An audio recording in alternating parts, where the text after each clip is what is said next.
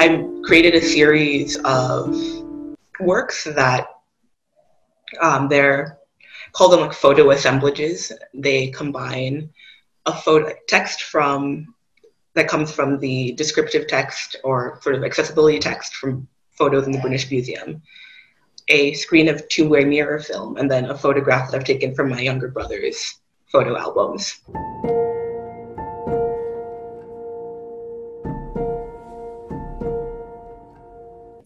I guess the things that I make them because I know that I think I'm the only one that can make them, because I grew up in this setting. I have access to these materials.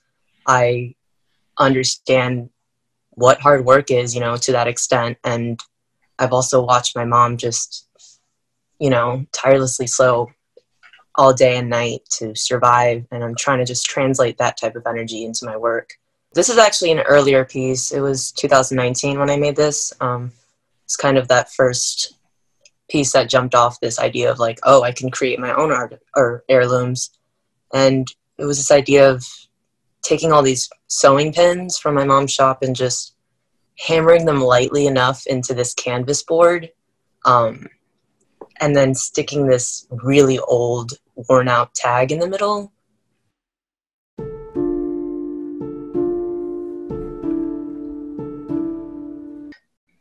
I'm really interested in reflection and in surfaces. And I'm always looking for ways to incorporate text into my work, because text is very important to me.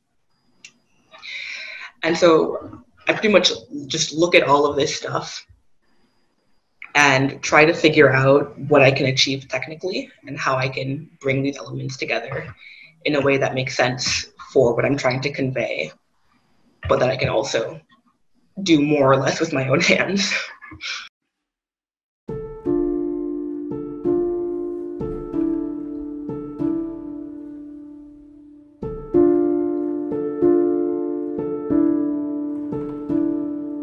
The idea of heirlooms maybe doesn't exist also in my family because they didn't really want to hold on to anything. Like, getting stories out of my parents is kind of, it's hard.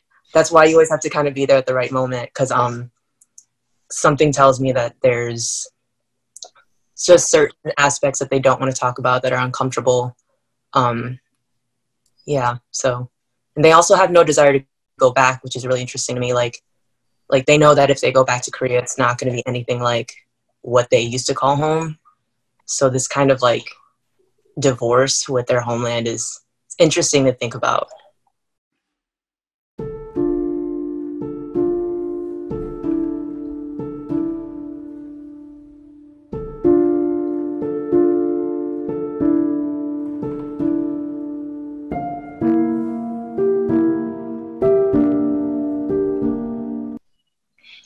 And I'm generally really interested in like feudal gestures and the visualization of lack and trying to do something that you can't do.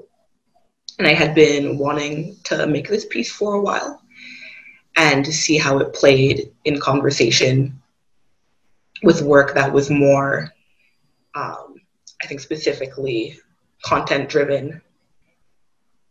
And so the piece, as Juelle described, is 120 pounds of black sand, which is less sand than you'd think it is, given given its weight. But I had been interested in this sort of a new way, trying to move more into installation, but new ways of sort of visualizing nothing, visualizing an attempt. So in the title, A Well, it's like obviously it's either a dry well or a well of sand. You're not going to be able to get water from it.